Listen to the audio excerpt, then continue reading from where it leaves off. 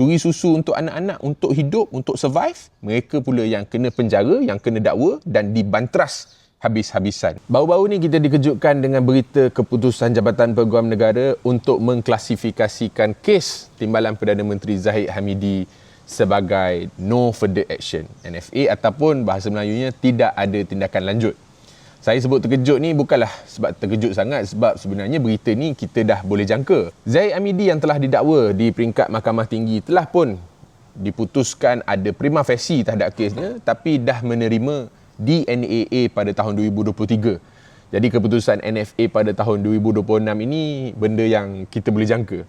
Persoalannya, adakah Malaysia sudah tewas kepada agenda melawan rasuah, salah laku dan salah guna kuasa, terutamanya kepada ahli-ahli politik? Satu kajian oleh Projek Sama telah pun mendapati ada 21 ahli-ahli politik yang telah pun didakwa dengan jenayah rasuah dan salah laku sejak tahun 2018.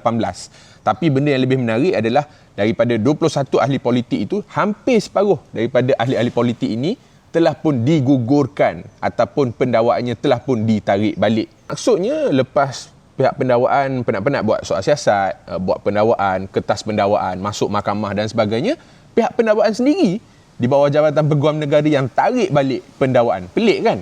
Kenapa penat-penat buat kerja tiba-tiba tarik balik? Banyak pula tu, dan hampir semuanya adalah kepada ahli-ahli politik. Kalau kita tengok balik, satu-satunya ahli politik yang didakwa dan dijatuhkan hukuman dan sedang menjalani hukuman adalah Najib Razak yang sekarang ni ada dekat penjara Kajang, dan juga YB Said Saddiq yang telah didakwa, dibicarakan dan diputuskan tidak bersalah di peringkat Mahkamah Rayuan.